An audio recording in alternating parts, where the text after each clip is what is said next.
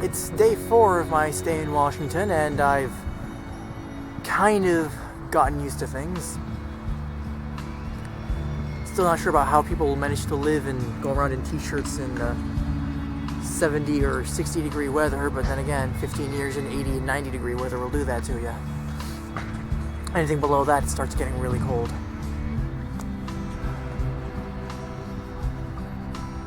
I hesitate to say that I'm used to the place just yet, but, well, I'm not here in a t-shirt at the very least. It's just that, understatement of understatements, but everything about this place just feels really, really weird. The sounds are different. Like, over in Puerto Rico at night, you'll hear bugs and frogs and maybe a couple of drunken ramblings no matter where you are. Even if you live up in the mountains, there'll just be this cacophony of bugs. And if you live in the metro area, well then you'll hear cars driving past, or again, more bugs and frogs, or even your neighbors. I'm here in the park, and that's the first time I'm actually hearing the sounds of life. Suburbs are just really, really quiet, so much so it's disorienting. Especially at night. I'm used to hearing bugs at night, I'm not gonna let that one go. The light's very different. Harsh and yet softer at the same time. Over in Puerto Rico, the sun just really bears down, and up in the mountains, it's reflected by all these leaves everywhere, so there's a lot of contrast between, this really bright light and all this greenery from trees. Either it's really, really bright or just really, really dark. Over in the metro area, there's barely any shade from trees. There's just nothing but concrete buildings, so you have to just really, really work to find a place of shade.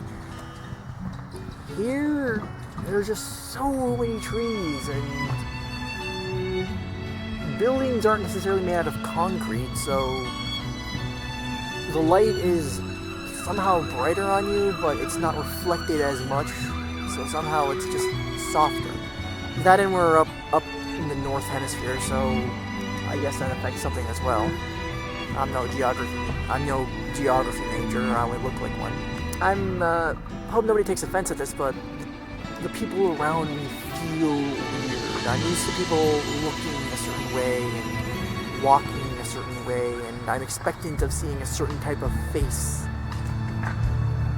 Then I look around me and everything looks like a complete and total 180. I'm used to hearing people talk a certain way. I'm used to hearing people respond in a certain way. I'm used to certain sounds from people, and then I walk around and people are talking in English or walking in English, I guess.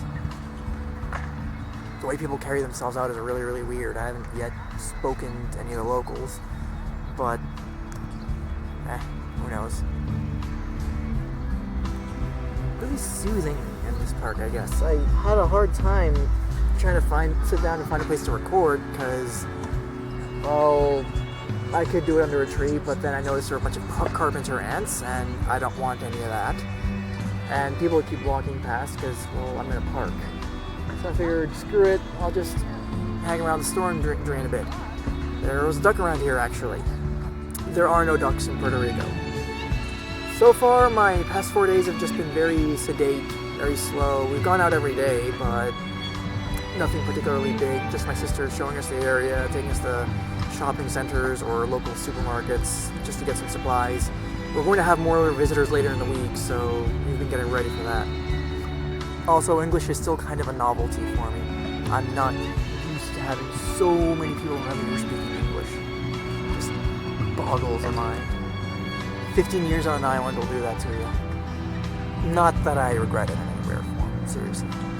Like, to anyone who has the opportunity of visiting Puerto Rico, please do so. It's a vacation you will enjoy. Another thing I'm very much looking forward to, my sister has promised to take me to a local library. I haven't been to local libraries in over 15 years either, because Puerto Rico doesn't really have libraries. Every college has libraries, which is less of an actual library, more a place where you'll find a lot of reference books and a couple of computers and air conditioning.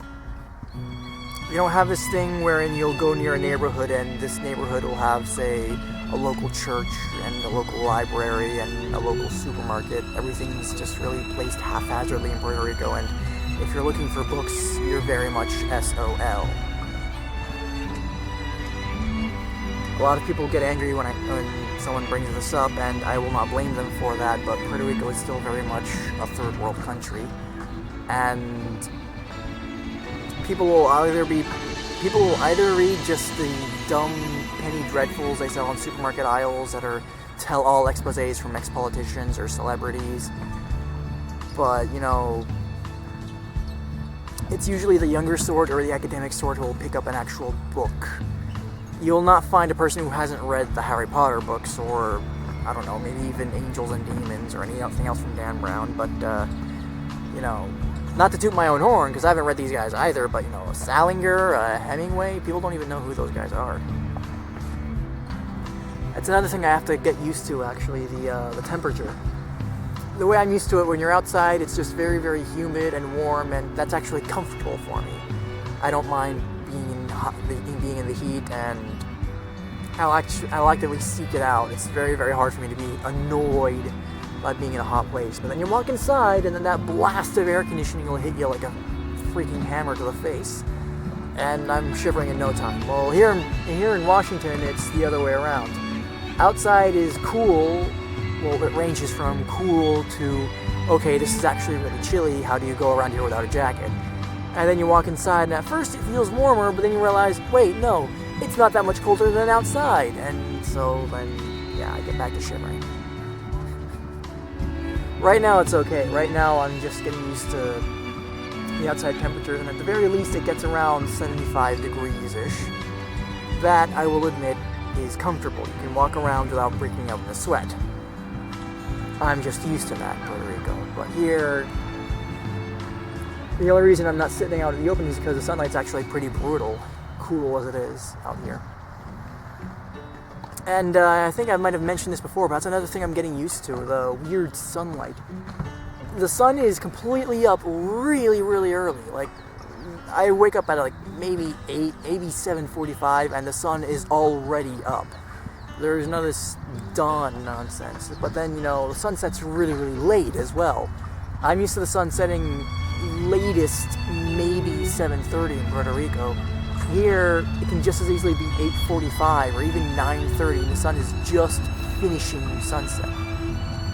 That is just wild for me. I don't mind, because I actually like seeing the sun.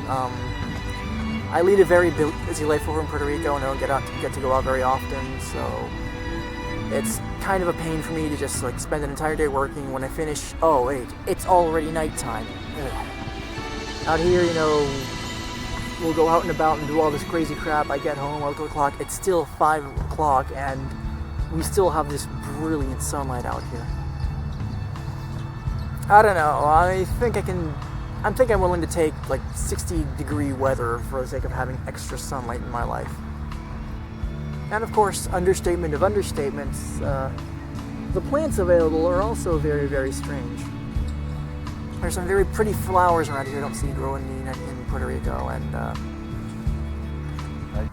oh, hi.